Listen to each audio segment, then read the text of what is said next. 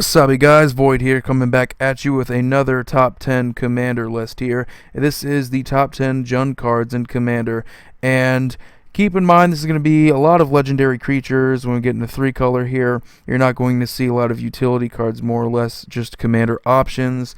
They tend to be pretty good here. So let's start off the list here with number 10, Broodmate Dragon. Very good card, still a great value. I mean, 6 mana for 8 power and 8 toughness flying. Very good value. You know, Jund colors are very good for just dragons, period. But the fact that you get dragon tokens and, you know, obviously you can abuse it and get more tokens every time it ETBs or you bring it back from the graveyard or whatever the hell you want to do with it. Just great value on a flyer there. Very good. So next we have, for number 9, Kite Overlord. Now this guy is a badass here. He's flying, trample, and haste for 8 mana here. It is a lot of mana, but again, this is a dragon here. Pretty badass. He's an Overlord, so that's why he costs a lot of mana there. He's just absolutely massive. He has haste, and you can, of course, put the fire-breathing effect into him and make him even bigger. You can just kill your opponent straight up if you have enough mana. Or you can pay the 1 black and 1 green there to regenerate him if anything would happen. And having regenerate on creatures, it's very underrated, but it's very effective nevertheless, and it definitely helps create a board presence that is very difficult to deal with sometimes. Just a very awesome looking dragon. Fits into Dragon Tribal along with Broodmate Dragon.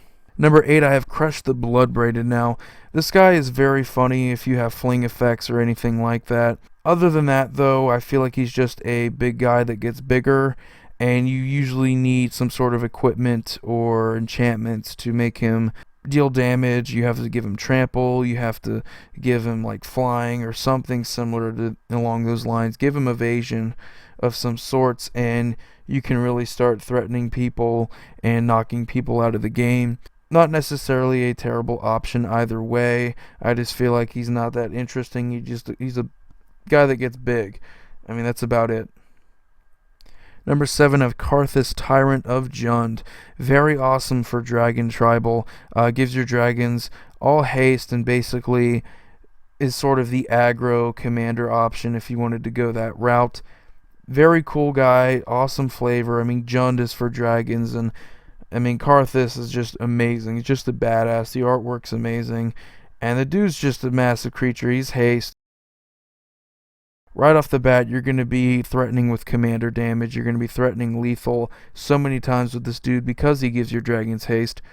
And that's sometimes what you need with Dragon Tribal usually, because dragons tend to be rather more expensive, and you do need haste. You do need things that can accelerate your deck. You need things that can push in more damage.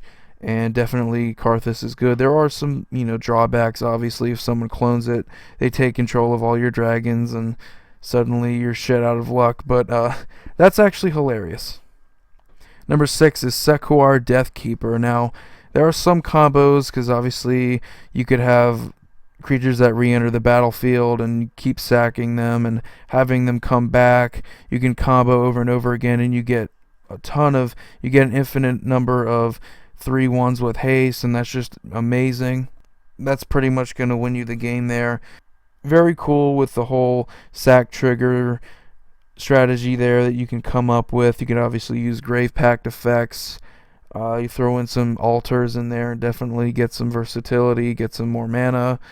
Or just put in something like an Altar of Dementia or a Blasting Station and find a way to combo out and win. So I see a lot of combos associated with him, but he's a good option. Number 5 is Jund Charm. Now, the other abilities are obviously kind of iffy.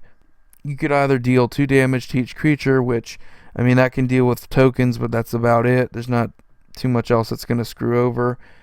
You can put 2 +1/+1 counters on a target creature, which is not that great.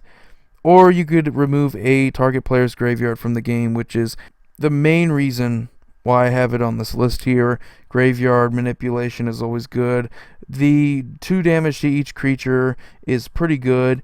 If you're going against specific decks, it's kind of situational. But graveyards are always going to be important in this game for some reason. Whether it's people recasting instants or sorceries or just bringing back creatures or having a graveyard-based deck all around. I mean, it's pretty good when you can have that type of versatility. Number 4 is Lavalanche, because it's very similar to Bonfire of the Damned, and you can just screw over one opponent, but I feel that it is just hilarious anytime you can just point at one person and say, I am screwing you over, you are the biggest problem at this table, and I want you to be gone. I'm dumping all my mana into a Lavalanche with the hopes that it kills you off here, and it most likely will. And just a powerful card. I can't really say much else about it. It's just absolutely just chaotic, just being able to do that much to one person. It's so good, but at the same time, you can make enemies with a card like this. Number 3 is Violent Ultimatum. Very good card. Like the other Ultimatums, it's 7 mana and very specific in the mana cost. However, what you do here, destroy 3 target permanents, and you get to destroy them. And it's 3 different targets. You have that precision. In this game, anytime you could cast one spell and deal with 3 problems, that is insane. That is absolutely powerful. Are there better, are there more efficient spells that can deal with problems in this game? Yeah, absolutely. But for 7 mana, yes, this is Jund specifically, but you still get to destroy 3 target permanents.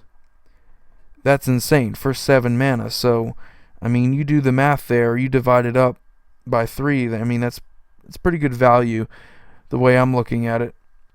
Number 2 is Shattergang Brothers. Now, I love versatility, and I just love just a creative deck build. And so far out of a lot of the decks, I feel that Shattergang Brothers is probably the most creative, because you have the interactions. You can pay the black and the 3 mana there to sacrifice a creature, and each other player sacrifices a creature, and you get to do the same thing for artifacts and enchantments, which is absolutely awesome. You can build a deck specifically that interacts with recursion based around artifacts. You could put in something like a Glissa the Trader, something like that, to synergize with artifacts, enchantments, or creatures. You have that versatility, you have that diversity in the deck, and you don't necessarily have to use enchantments, you don't have to use artifacts necessarily. You could just pick 1 or 2.